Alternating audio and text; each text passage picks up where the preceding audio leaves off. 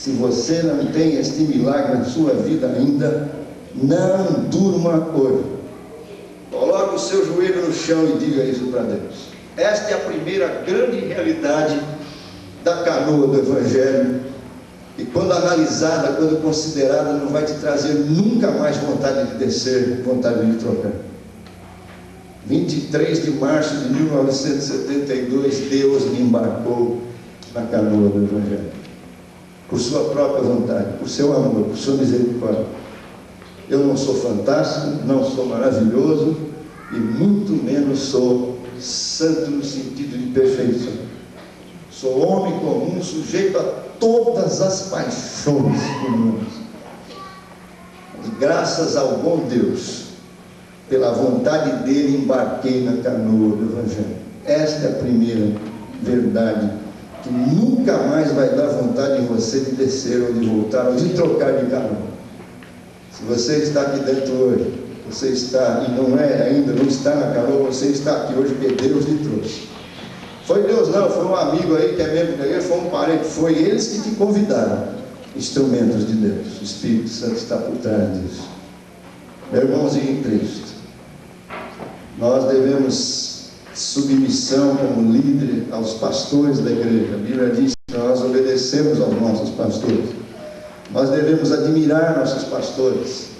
Nós devemos ser uma bênção para as nossas igrejas. Nós devemos amar os irmãos. Mas o embarque na canoa, meus queridos, o fato de você estar sentadinho nesse banco, bendiga a Deus por isso. Diga: Senhor, muito obrigado, porque um dia eu embarquei na canoa cristã enquanto ainda era tempo. Amém?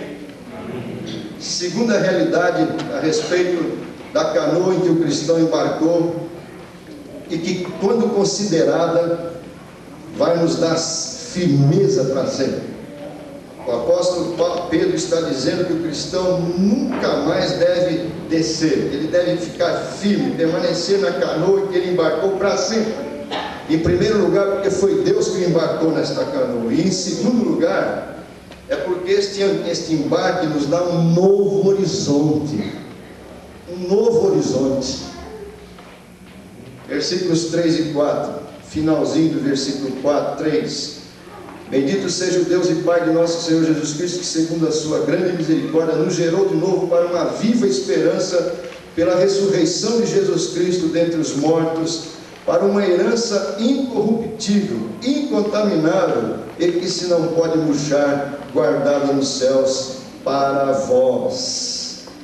Para vós. E mediante, ainda o 5, que mediante a fé estáis guardados, tal até aqui. Quando você embarca na canoa do Evangelho, meus amados, isto nos coloca, isto te colocará à frente a esperança, uma esperança nova, de uma herança incorruptível, incontaminável, uma herança que não murcha. Meus queridos, eu ouvi, em certa ocasião, eu conheci uma família, lamentavelmente, uma família evangélica. É impressionante como esse negócio de herança abala o ser humano. Meu Deus do céu, o ser humano precisa ter uma lucidez tão grande. Eu conheci uma família evangélica que brigava tremendamente por uma herança aqui. E era uma herança assim, eu nunca vi coisa igual. Nunca vi coisa igual. Eles viviam brigando. Você ia naquela cidade onde eles tinham essa herança, você ia passear com eles lá e eles diziam assim: está vendo aquele morro ali e tal? Tá, faz parte da herança. Aí você ia num outro lugar, tinha uma praia, e o pessoal te dizia assim: está vendo essa praia? Faz parte da herança. Mas eles vinham brigando por essa herança fazia mais de 40, não sei quantos anos, vinham de avô para pai, de pai para filhos. E os jovens daquela família, os que estavam ali com 16, 17 anos, nem queriam mais aquela herança, de tanta briga que eles tinham visto os seus pais fazerem, seus pais, seus tios, etc. Tinha 17 herdeiros. Então eles faziam assim: vamos dividir 17 quartos. Aí eles dividiam. Aí 16 concordavam. Chegava o 17º, ele dizia: não, mas eu quero aquela árvore que ficou do teu lado, a árvore. Aí desmanchava tudo, 40 e tantos anos. Sabe de uma coisa, meus queridos? Bom, os jovens, os 16, 17, os netos, já não suportavam, mas falavam: não quero mais nada dessa herança. É uma herança corruptível, contaminada, murcha. Meus queridos, meus prezados, eu fui fazer um acampamento numa ocasião, aqui nessa, se não me engano, chama Lagoa do Santa Isabel, uma coisa assim, aí na Dutra, um lugar lindo, lindo, lindo, lindo. E do lado daquela, beirando aquela represa, haviam mansões mesmo, mansõezinhas de campo, não é casa de campo não, mansõezinhas de campo. No meio da lagoa tinha uma ilha, no meio da represa tinha uma ilha, aquelas represa muito grande, sumia assim no horizonte, e tinha uma ilha com 3 ou 4 mansões ali. E nós, com toda a nossa fé, viu, pastor? Nós achamos canalizaram, tinha uma corrente de água num morro, assim, numa pedra, e o pessoal canalizou, fizeram um cano, assim caía aquela ducha. E nós íamos ali todas as tardes, durante 4, 5 dias que nós fizemos o acampamento, e a gente tomava aquela ducha de água, mas era assim na estrada. E no primeiro, segundo dia, nós, os crentes, e eu inclusive, é claro que eu sou ser humano também, a gente olhava aquelas mansões assim na beirada daquela represa, a gente via aquelas mansões no meio da ilha, a gente dizia assim: puxa, já pensou, rapaz, você com uma casa dessa e tal. E aí um lá disse assim: rapaz, olha aquela ilha ali, aquelas mansões, já pensou quem mora ali? Vou contar um segredinho para o pastor Haroldo. Depois você, na edição, você corta o segredo que eu vou contar, tá, Haroldo? Eu percebi alguns crentes com água na boca. Alguns crentes, né? Poxa, pensou, meu, quem é dono daquela ilha? Já imaginou? E aí a gente começa a pensar umas besteiras, mais ou menos assim, besteiras, mais ou menos assim: se eu tivesse uma casa dessa, eu seria rico, eu não teria problema. Eu confesso meu pecado gravando em fita. Aí sabe o que aconteceu, meus queridos? Nós estamos no outro dia nós voltamos, estamos ali debaixo daquela duchazinha, e era uma estrada de terra. Nós estávamos, porque essa água ela caía praticamente na estradinha de terra, e nós estávamos ali, 15, 16 jovens, todos ali, claro, evidentemente, trajados de banho, né, lógico, não precisa nem falar isso. E daqui a pouco vem vindo um Monza, na época que Monza era carro do ano, mas esse Monza vinha assim, ó. E ele veio, nós já fizemos até assim, ele parou mais ou menos um tanto assim de nós, e desceu dali, meus queridos, daquele carro, um homem mais bêbado que um gambá.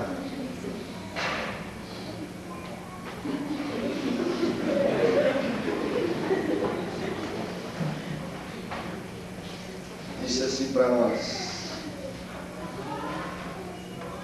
vocês estão vendo no horizonte? Estamos. Aonde a sua vista alcançar é meu. Tudo meu. Vocês estão vendo essas represas, essa represa toda aqui?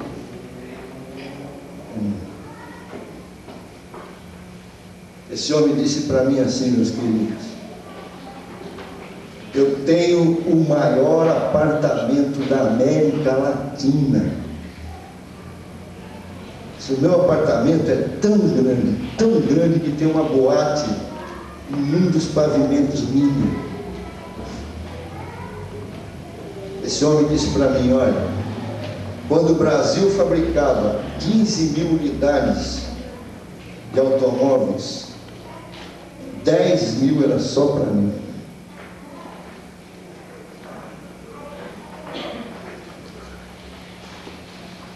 Ele virou para nós ali e disse assim: olha, está vendo aquela ilha? É melhor como Deus apresentou para a gente o dono da ilha, meu irmão. Está vendo aquela ilha? É minha. Ele disse para mim assim, para nós ali: eu tenho um filho, tinha um filho, e há 35 dias atrás veio praticar esqui aquático aqui. Sofreu um acidente e embarcou definitivamente. E aí? O que ele faz com tudo isso? Conversei com ele, convidamos para o culto, ele foi ao culto conosco, no culto da noite, e depois ele me levou na ilha. Que Deus faz cada uma com a gente, né? A essa altura a água na boca já tinha secado, eu já não estava tendo graça nenhuma com ilha, com mais nada. Meus queridos, eu tenho receio de te falar, e receio, se você não acreditar, eu não te censuro, porque se eu não tivesse visto, eu também não teria dificuldade de acreditar. 2 horas da manhã eu estava conversando com esse homem, numa sala que dava mais ou menos metade desse tempo, uma das salas. Ele disse para mim: olha, no auge do Roberto Carlos, quando o Roberto Carlos era o rei, eu contratei para mim 1 ano. Pelo amor de Deus, meus queridos, você não pode imaginar o que isso significa de dinheiro. Agora, sabe por que tinha 3 casas na ilha? Uma era da primeira esposa que não deu certo, outra era da segunda, outra era da terceira. E sabe quantas estavam em volta dele? Nenhuma. Quando nós chegamos, uma das empregadas das mansões disse assim: seu fulano, Beltrano, ó, mas saiu daqui invocado. E eu percebi que todo aquele bando de gente em volta daquele homem não amava aquele homem, nem filho, nem mulher, nem ex-mulher, ninguém. Na hora que ele se apresentou para nós, ele disse: você sabe quem eu sou? Eu sou fulano de tal, não vou dizer para vocês que é antiético, né? Meus queridos, se você embarcar na canoa do Evangelho, no teu horizonte vai existir uma herança incorruptível. Ela não estraga, ela não se corrompe, nem se corrompe e nem corrompe. Há uma herança incontaminável, que não murcha, nunca. Eu conheci um homem muito rico, e ele batia nas costas do filho com 12, 13 anos e dizia: ó, tá vendo tudo isso aqui? Vai ser teu. Vai ser teu. Ah, meus queridos, eu vi esse homem começaram a ir na casa desse menino que estava virando moço, e esse menino reparava nos sapatos do pai. A princípio o pai vinha visitá-lo com 4, 5 carros, quando no Brasil, para ter um carro tinha que ser importado, mas não agora que agora tem carro importado, quando não existia indústria nacional de automóvel. Esse homem aparecia com 3, 4 carros, e todo aquele monte de gente nos carros, era tudo empregado dele. Tinha motorista particular e tal. E ele foi visitando esse filho, que aliás ele abandonou, por isso que ele visitava. E de repente, de 4 carros, o pai caiu para 3, de 3 caiu para 2, de 2 para 1, de 1 para 0, até que um dia ele veio, e o filho percebendo que o sapato era o mesmo, daqui a pouco estava furado, e um dia esse filho deu R$1 para esse pai pegar a mão de volta. Morreu na sarjeta. Foi evangelizado, não ficou no barco do Evangelho, morreu sem absolutamente nada. Esse homem era um dos líderes de uma das grandes empresas brasileiras, meus queridos. Ele era diretor a nível sul do Brasil todinho. Um dia ele chegou na empresa onde ele era líder e havia um homem parado na porta, as portas abaixadas ainda. Ele disse: por que não abriram isso aqui ainda? E quando o empregado foi abrir, o sujeito que estava lá falou: não precisa abrir mais não, porque é o seguinte. Aí essa pessoa virou, esse homem que era líder dessa empresa, falou: o senhor sabe com quem o senhor está falando? E esse outro desconhecido disse: olha, eu não sei com quem eu estou falando, mas eu sei quem eu sou. Fisco. Está selada toda essa empresa. Só para os irmãos terem uma noção, entre outras coisas que esse grupo tinha, eles tinham a Paner do Brasil. Quem que você lembra da Paner do Brasil? Que era a VASP da nossa época. Naquele dia, meus queridos, esse homem, naquele dia, entrou no pátio daquela empresa, uma mulher com uma Mercedes importada. Naquela época isso não existia, hoje você vê toda hora, Mercedes naquela época. Esse homem pegou os documentos do carro, estava no nome da empresa, e disse: olha, a senhora, para voltar, pegue um táxi, que esse carro já era. 4 homens que lideravam aquela empresa se suicidaram naquele dia. Eu sei de perto essa história. Esse homem disse: eu estava no auge, 7 horas da manhã, e no fundo do poço, do mais profundo poço, meio-dia. Antes não. Nunca mais se levantou. Heranças que se corrompem e corrompem, heranças contamináveis e que contaminam, heranças que murcham,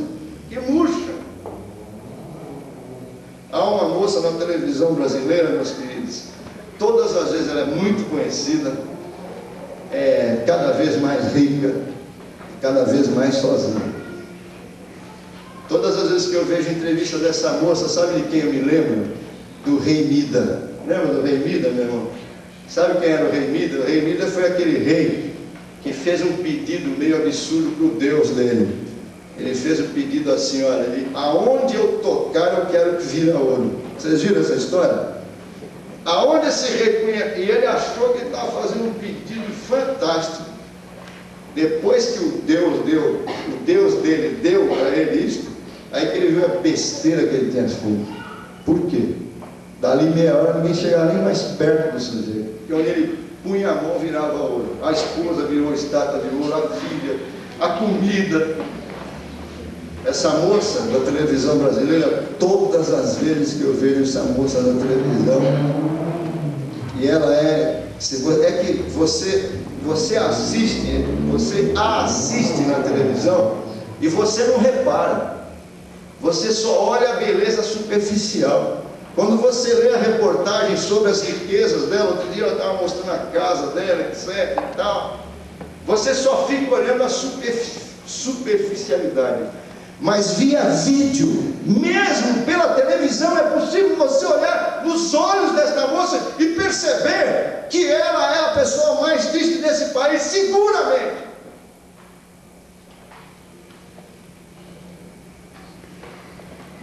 Todas as vezes que eu vejo essa moça na televisão, eu lembro do rei Mida, que onde punha a mão, virava ouro. Se você se tornar um cristão embarcando na canoa do Evangelho, aonde você colocar tua mão, virará vida. Amém, meu irmão? Aqui, ó, ficou em pé aqui, como é que é a congregação do jardim? Conquista, isso vale mais do que ouro. São homens, mulheres que embarcaram na canoa, que coloca diante de você um horizonte onde há uma herança incorruptível, incontaminável, que não murcha jamais. O embarque na canoa do cristianismo coloca este horizonte contrastando com todos os outros, de todas as outras canoas. Por isso que você deve embarcar na canoa do Evangelho para nunca mais descer dela. E você, meu irmão em Cristo, nunca mais deve vacilar na continuação dessa viagem. Apóstolo Pedro, aqui nesses 13 versículos que lemos, ele está dizendo aos cristãos que eles devem, ou que devemos permanecer firmes na canoa em que embarcamos. Em primeiro lugar, porque foi Deus que nos embarcou. Em segundo, porque esse embarque nos coloca um horizonte maravilhoso. E em terceiro lugar, porque apesar de haver sofrimentos, Os sofrimentos para aqueles que embarcam na canoa do Evangelho estão previstos. Os sofrimentos continuarão nesta vida acontecendo. Mas, apesar disso, quem embarca na canoa do Evangelho serão ou será ajudados, guardados pelo poder de Deus. Veja comigo os versículos 5 a 9. Diz assim, pegando no 4 para entrar na ideia: para uma herança incorruptível, incontaminável, e que não se pode murchar, guardada nos céus para vós, que mediante a fé estáis guardados na virtude de Deus para a salvação, já prestes para se revelar no último tempo, em que vós grandemente vos alegrais, ainda que agora importa, sendo necessário que estejais por um pouco contristados com várias tentações, para que a prova da vossa fé, muito mais preciosa do que o ouro que perece e é provado pelo fogo, se ache em louvor e honra e glória na revelação de Jesus Cristo, ao qual, não o havendo visto a mais, no qual não vendo agora, mas crendo, vos alegrais com um gozo inefável e glorioso, alcançando o fim da vossa fé, a salvação das almas. Neste embarque, meus queridos, estão previstos os sofrimentos, mas é bom, mas Deus ajudará, Deus guardará. É bom que se note que o cristão embarca para uma viagem. E por que é bom que se perceba hoje? Olha, meus queridos, hoje está acontecendo o seguinte, veja se não é isso. A pessoa, ela vai vivendo a vida dela. Aí ela tem um problema na vida, ela vai para uma igreja. Ou ela visita, ela vai para uma igreja, não. Ela visita um templo, um lugar, porque ela nem mesmo sabe o que é igreja. E aí chega ali, tem um pastor, tem alguém ali, que é o seguinte: nós estamos aqui para determinar a bênção. Hoje de manhã eu vi isso na televisão. Eu amarro isso, eu amarro aquilo, eu determino que todas as doenças que estão aqui saiam. Ah, meu Deus do céu, para com isso. Para com isso. Eu ou algum pastor nesse mundo determinando alguma coisa para Deus? Isso é brincadeira. Isso é brincadeira. Sabe quem determina alguma coisa, meus queridos? Ele. Numa aula, meu irmão amado, numa aula lá na faculdade teológica, o meu professor mostrou para nós que num texto do livro de Atos, na hora que a igreja foi orar, no grego, eles viram para Deus e o chamam de déspota. Eu achei aquilo, eu falei, é possível, eu fui lá, eu não sou versado em grego não, mas dá para ler uma outra palavrinha, dá para identificar. Eu fui ali numa bíbliazinha em grego e está mesmo ali, déspota. Ele que determina, ele que determina. Isso é soberania, tudo está nas mãos dele. Hoje eu estou aqui, todo empoladinho, terninho, bonitinho, gravatinha vermelha, aniversário de 31 anos de quarto centenário. Nossa, aparentemente bacaninho. E crendo, e pregando, e amando Deus, amando Jesus. Se eu for crente mesmo, se eu estiver mesmo na canoa do Evangelho, amanhã, quando eu estiver doente, nesse corpo tivesse se desfazendo com doenças as mais terríveis possíveis, eu deveria estar louvando a Deus do mesmo jeito, eu deveria estar pregando do mesmo jeito, eu deveria estar sem arredar pé ao horizonte. A grande esperança do cristão não é aqui nesta vida. Há esperanças para esta vida, sim, é claro, evidentemente, mas a grande esperança é lá. Nós estamos viajando e tem que partir e ir. Então esse negócio de vez em quando passar um tempo, receber uma bênção e ir embora, isso não é cristianismo. Cristianismo, você embarca numa canoa, você sai de uma canoa que estava te levando para um destino que não era Deus, e aí você embarca na canoa de Deus, no Evangelho, para viajar até o fim. Até o fim. A viagem até o fim. É bom que que se note isso. Esta viagem deve ser feita até o fim. E lá no final é que ele, o cristão, recebe a herança. Agora, não podemos nos esquecer que ele, cristão, na canoa do Evangelho, está guardado por Deus até chegar lá. Mas tem que completar a viagem. Versículo 9: alcançando o fim da vossa fé, a salvação da alma. Interessante, o apóstolo Pedro está falando em fim da fé. Na mente do apóstolo Pedro, a fé era algo que te levava a uma viagem, a um processo, a um desenvolvimento, lá no fim da tua fé. Quando então você entra nos céus, nas mansões celestiais, aí não precisa mais fé, aí você chegou. Mas durante a viagem é fé, do primeiro dia, no meu caso, 23 de março de 72, até 2000, 2010, ou até 96, não sei.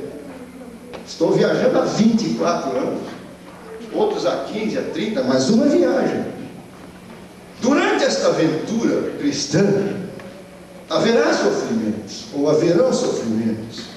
Eles são inevitáveis, meus queridos. Esse negócio de pastor fazer apelo assim, ó, não se preocupe, não precisa compromisso. Essa não precisa compromisso é fantástico. O dia que você vê qualquer pastor que seja, presbiteriano, batista, pentecostal, universal do reino de Deus, seja o que for, que diga, não precisa compromisso nenhum, pode taxar, está mentindo. Está mentindo. O cristianismo é um embarque. E tem um compromisso de uma profundidade que, se eu ficasse até 3 horas da manhã dizendo a profundidade do compromisso cristão, eu não conseguiria começar. Compromisso completo, total, cabal, do dia que você se encontrou com Jesus até o fim da viagem. E os sofrimentos são inevitáveis, não tem outro jeito. Aliás, os sofrimentos, diz Pedro, são necessários. Versículo 6: em que vós grandemente vos alegrais, ainda que agora importa, sendo necessário que estejais por um pouco contristados com várias tentações ou provações. Ainda bem que quando eu comecei a me decepcionar com o Evangelho, eu tinha uma boa igreja me pregando e um tremendo de um pastor, Manuel de Jesus Pé. Porque foi assim, eu estava no osso, eu estava com um pé já na antessala do inferno, eu era o sofrimento em pessoa, eu era desarrumado psicologicamente, eu era desarrumado espiritualmente, eu era desarrumado socialmente, eu era misericórdia. E aí, meus queridos, eu encontrei o Evangelho numa noite tremenda, linda como esta. Deus tocou o meu coração. E o milagre aconteceu e aconteceu completamente. Mas a gente não entende as coisas de uma vez. É por isso que existe escola bíblica dominical, cultos, pastores, mestres. É por isso que a gente tem que frequentar uma boa igreja. É por isso que a gente tem que ler a Bíblia todos os dias. É por isso que a gente tem que isso, tem que aquilo. Tem, sim, senhor. Então, naquela alegria, nossa, você imagina, Haroldo Rosendo Rico, aliás, Haroldo Rainer pregando da palavra da vida, Valdemar Fomin cantando lindos hinos. Meu Deus, aqui o céu baixou ali no chão para mim. E aí eu disse, encontrei, agora vou andar nas nuvens para sempre. E fui, aquela empolgação inocente. E fui frequentar uma igreja pensando, o pastor é um santo, os diáconos são mais santos que o pastor, e eu sou mais santo do que todos eles juntos. 7, 8 meses se passaram, 1 ano se passou. E aí eu comecei a perceber que aqui dentro tinha tudo de ruim ainda, dúvidas tremendas, mágoas profundas. E aí eu percebi que o meu pastor era só um homem, e que os diáconos da igreja também eram só homens, e que os membros da igreja não eram anjos. E aí eu comecei a perceber que a caminhada cristã não era só mar de rosas. E aí eu comecei a perceber que os sofrimentos continuam para quem está na canoa também. Ainda bem. Ainda bem que eu comecei a ler e descobrir que na canoa que o cristão embarcou, meus queridos, se faz até necessários os sofrimentos, eles estão aí, mas na canoa cristã eles também ganham outra conotação, outro enfoque. Versículo 7: até os sofrimentos ganham valores novos para quem está na canoa cristã. Ou seja, se você embarcar na canoa, você vai continuar sofrendo, e se você não embarcar, vai sofrer também. Mas só que há uma diferença para os que embarcam na canoa. Os sofrimentos ganham a conotação de prova da vossa fé, muito mais preciosa do que o ouro que perece e é provado pelo fogo, se acha em louvor e honra e glória e na revelação de Jesus Cristo. O que ele está dizendo aqui? Está dizendo o seguinte, eu vou dizer para você, você que está sentadinho nesse banco, eu tenho certeza que se você pudesse conversar comigo lá atrás, seja você quem for, e se eu te perguntasse, você crê em Jesus, você tem fé em Jesus, você me diria que tem. E talvez você esteja fazendo confusão, talvez você esteja sentado nesse banco vivendo um dos maiores perigos que um ser humano pode ter. E que perigo é esse? Pensar que tem fé. Pensar que tem fé. E se a vida continuar para você uma beleza, e se a vida continuar exatamente do jeito que você sempre quis, e isso que você tem no coração, que você chama de fé, se não for provado, a morte pode vir, e você se perder para sempre, pensando que estava na canoa correta. Eu estou seguindo a Jesus Cristo há 24 anos, quero saber de uma coisa? Eu já vivi dificuldades seguindo a Jesus, que antes, quando eu não tinha Jesus, eu nem sonhava em viver tais dificuldades. Por exemplo, eu fui traído por pessoas que eu pastoreava. Eu vi coisas feias dentro de igreja, mas eu estou aqui. Sabe por quê? Porque aquilo que aconteceu comigo em 72 não foi um emocionalismo. Não foi que eu gostei do meu pastor, não foi que eu gostei do ambiente. Eu nunca me esqueço, pastor Haroldo, meus prezados, eu trabalhei com um moço na nossa igreja há 10 anos, 10 anos, eu o batizei, eu realizei a cerimônia de casamento dele, ele cantava na igreja batista, eu que batizei, mas ele começou a se tornar um membro de igreja difícil. Ele era muito simpático, nós comíamos pizza juntos, nós passeávamos juntos, quantas vezes eu aconselhava bastante, nós líamos Bíblias várias vezes juntos. Mas quando a igreja viveu um período de crise, ele começou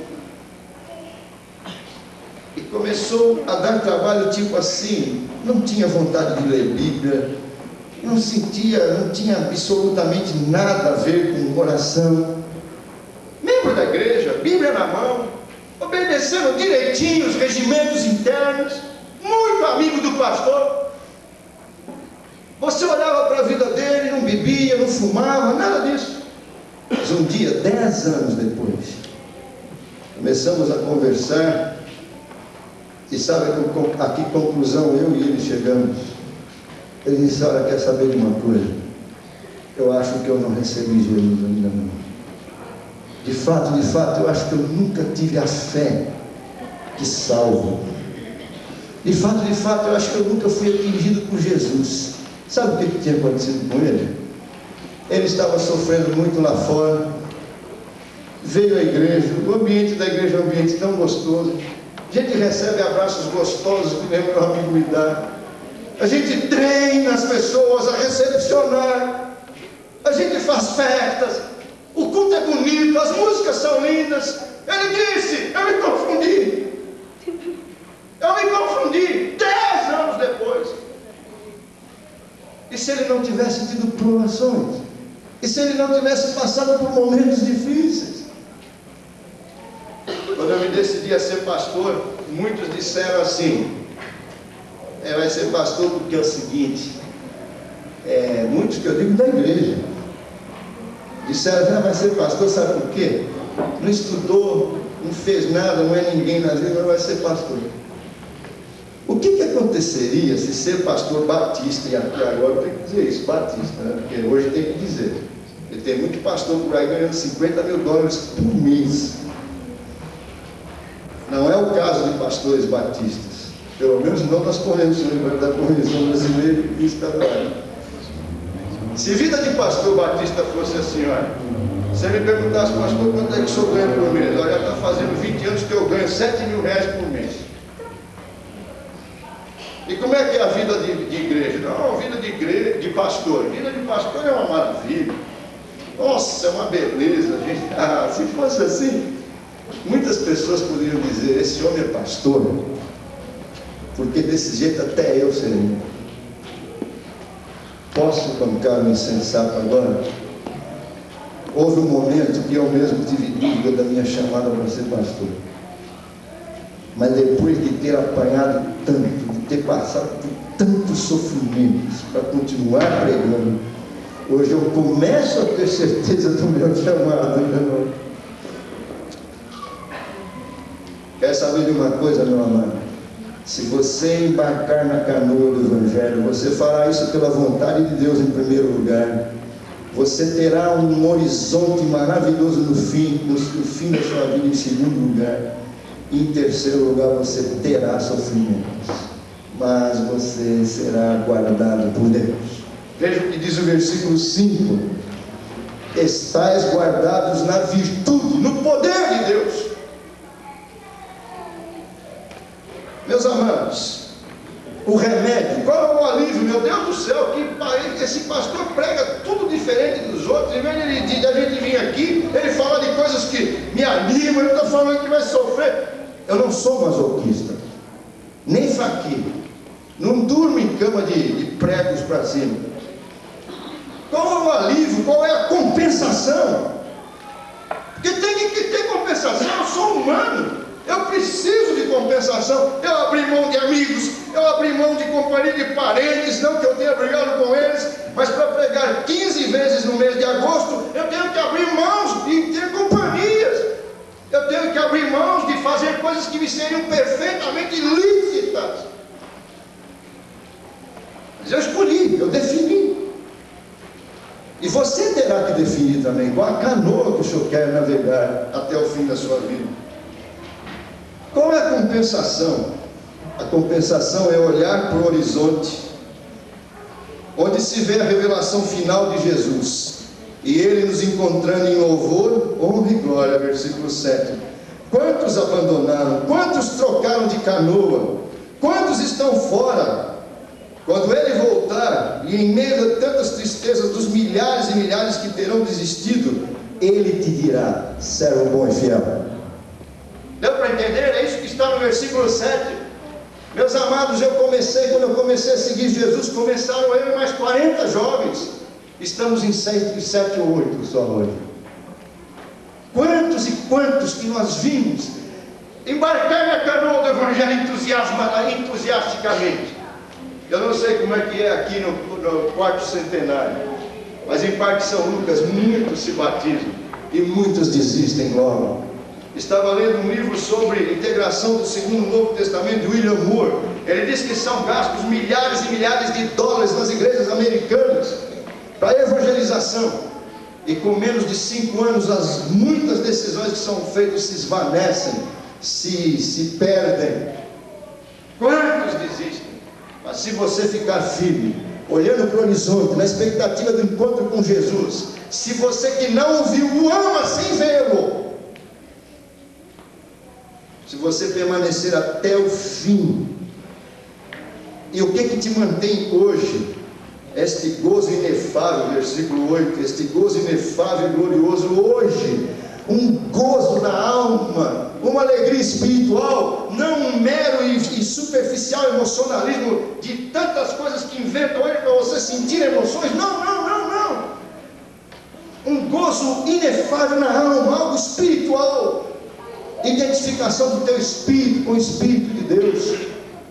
Presença de Jesus na pessoa do Espírito Santo na sua vida, e te dando a expectativa de quando ele chegar. Milhares desistiram, mas ele dirá para você, servo bom e fiel, e ele glorificará a tua fé, ele dirá: que bom. Esta expectativa de se encontrar pessoalmente com Jesus e o gozo inefável e glorioso, esta expectativa então de encontro pessoal com Jesus, o gozo inefável e glorioso de se imaginar junto ao amado Jesus, é o que nos fará muitas vezes nos agarrar mais ainda na canoa do Evangelho. O apóstolo Pedro diz: fique em pé um pouquinho, para nós irmos para os últimos 8 minutos. Fique em pé. Fique em pé, pode ficar. É o famoso plim-plim. Pode sentar. Não é reverência, não é nada, é só para ir para os... Pode sentar, né? Você sabia que nós estamos muito mal acostumados, né? Você já reparou como é que são os telejornais? O sujeito diz assim: mataram não sei quem em Israel, focaliza Israel. Quando você vai ver a imagem, diz: agora o presidente Bill Clinton lá nos Estados Unidos, a imagem vai lá, mostra o Bill Clinton 3 segundos. Quando você vai olhar o Bill Clinton, já está, e ganhar a medalha de ouro em Atlanta. E você fica assim, ó. E sabe qual o grande problema? Você fica aberto a todo tipo de mensagem publicitária. Você vai se ver comprando coisas que você nunca precisa, mas você paga caro. Uma outra coisa: quanto tempo faz que você não lê um livro? Quanto tempo faz que você não lê um livro? Por isso que a tua vida é pobre. Olha, meus amados, eu estava assistindo um programa, uma reportagem. Eu olho os homens do governo, os homens da cultura, os homens que dirigem, que têm a responsabilidade de dirigir o país. Eu olho para eles e falo: coitados, coitados. Eles estão querendo parar a violência com polícia. Olha, presta atenção no que eu vou falar. Você acorde quem está dormindo para ouvir isso. Quer diminuir a violência? Parar não dá, porque só no céu vai parar. Mas quer diminuir a violência? Não é elegendo prefeito, nem vereador, nem senador, nem presidente, nada disso. E nem é pondo mais policiais na rua. Você quer saber o que vai diminuir a violência? Pastor Haroldo sabe. O que nós temos que fazer? Não? Mais igrejas que preguem o Evangelho para valer. Mais igrejas que comecem o culto e dão a palavra para o pregador às 8 e ele termina de pregar às 10. E todo mundo presta atenção. E todo mundo fica: fala, Senhor. Fala, Senhor. Apesar desse 1,60 m de homem que está lá na frente, fala conosco. Está com sono? Diga para Deus: Senhor, me ajude, me dá força. Segura os olhos, abre os ouvidos, preste atenção na palavra de Deus. É isso que é a salvação da tua alma e a melhora da sociedade. Todas as vezes que a sociedade fez o que está sendo feito nos dias de hoje, sendo rebeldes a Deus, a sociedade foi lá no fundo da fossa. E é o que está acontecendo conosco. Pode fazer debates tendenciosos. Todo debate de homossexualismo só vai gente a favor. Já repararam isso? Pode fazer debates, eleições, pode fazer o que for. Isso aqui vai cair, mas vai cair cada vez mais. A não ser que eu e você comecemos a ter cultos com 2 horas de pregação. Lembra no tempo de Jonathan Eduardo, meu irmão? Pregava 3 horas. 3 horas. Todo mundo acordado? Vamos finalmente? Quarta realidade sobre embarque na canoa. Este embarque é o desejo universal, meus amados. Veja comigo o clima, preste atenção comigo, por favor, versículos 10, 11 e 12, veja o clima desses versículos. Alcançando a salvação das almas, no versículo 9, salvação das almas, da qual salvação inquiriram e trataram diligentemente os profetas que profetizaram da graça que vos foi dada, indagando que tempo ou que ocasião de tempo o Espírito de Cristo que estava neles indicava anteriormente, testificando os sofrimentos que a Cristo havia de vir e a glória que se lhes havia de seguir, aos quais foi revelado que não para si mesmo, mas para nós, eles ministravam estas coisas que agora vos foram anunciadas por aqueles que pelo Espírito Santo enviado do céu vos pregaram o Evangelho, para as quais coisas os anjos desejam bem atentar. Veja o clima destes versículos. Há algo sendo procurado, a salvação das almas está sendo procurada 4.000 anos atrás. Os profetas do Velho Testamento, diz o texto, inquiriram, procuraram, buscaram, sondaram, pesquisaram ansiosamente. 4.000 anos atrás não existia, porque o treta-avô não existia ainda, nem o treta-avô deles. Você nem sonhava em existir. E os homens já procuravam ansiosamente a salvação que lhe está sendo proposta nesta noite. O clima desses versículos é de procura, de pessoas procurando ansiosamente. Desde a expulsão do jardim do Éden, a raça humana busca, procura. Sabe por que hoje, meus amados, o esoterismo tem tomado conta do mundo hoje? Sabe por que tarô? Sabe por que cartas? Sabe por que esta busca na astrologia? Sabe por que o homem está enviando aparelhos a Marte, a Lua? Sabe por quê? Eles procuram, sabe o quê? A salvação que está sendo lhe proposta hoje. A salvação que se ganha ao embarcar na canoa do Evangelho. Este é o anseio universal. Este é o anseio da tua alma, sem você mesmo perceber. Meus queridos, essa busca de realização, essa busca de preencher um vazio que há no teu coração, e que Santo Agostinho diz que tem o formato de Jesus, este desejo é um anseio universal.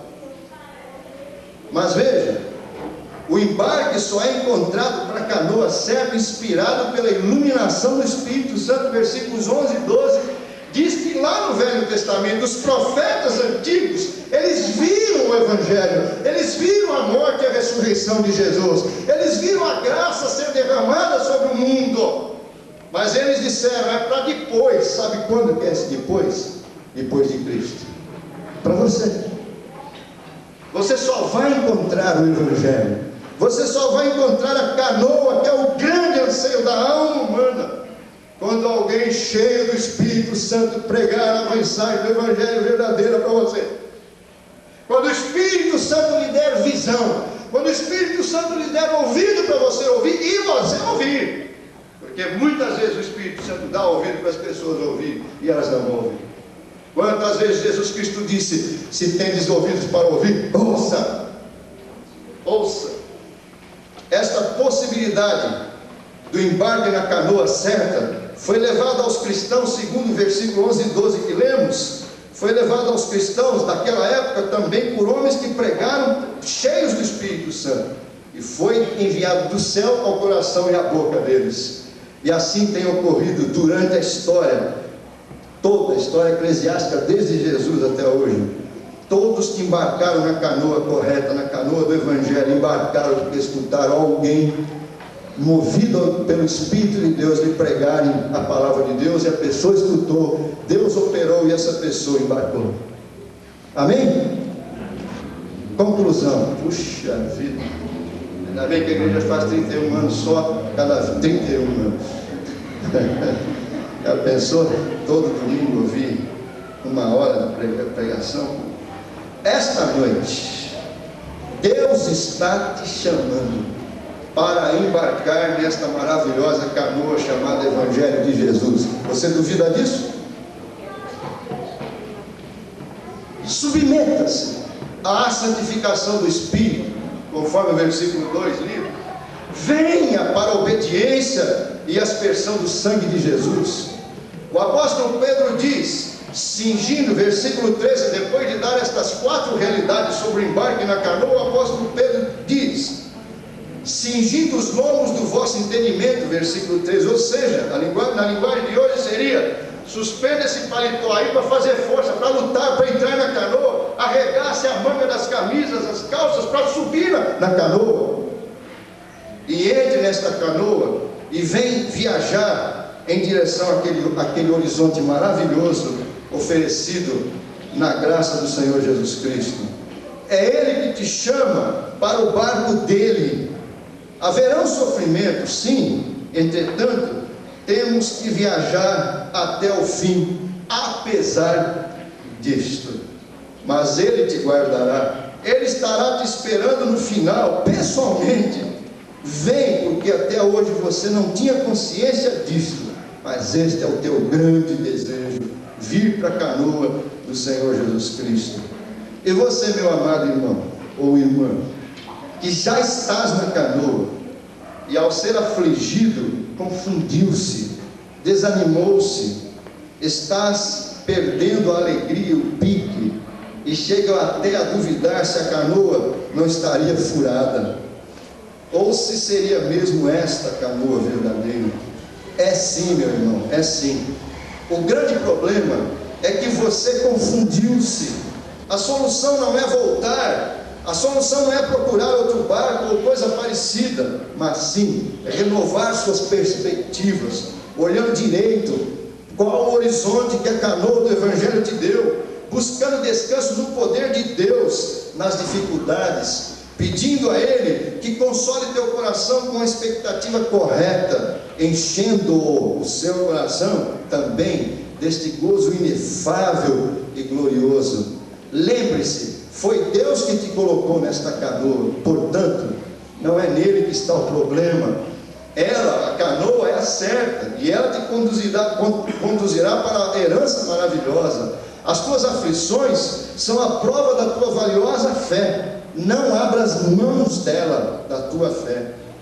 O que deves fazer não é parar, mas ansiar, desejar chegar e nunca parar. Console-se com a possibilidade maravilhosa de alegremente Jesus se encontrar com você no final. Aquilo que você e a humanidade junto com você tanto anseia, está logo à frente. Reanime-se, pegue de novo os remos, e com novo vigor, reme, prossiga, e você, meu amigo, não se esqueça, se você ainda não embarcou, venha, pois a canoa que o cristão embarcou em tempo, é a condução de Deus para os céus. Vem, em nome de Jesus, amém.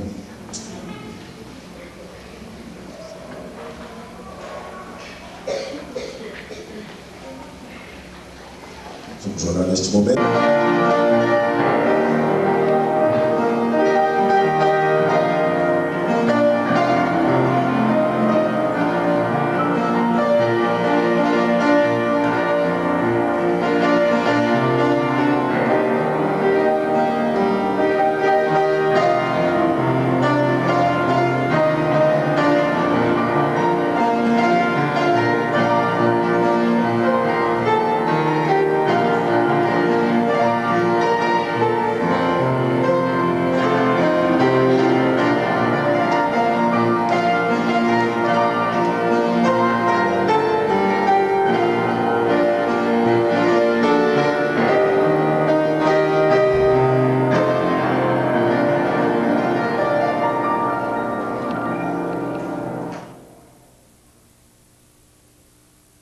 De novo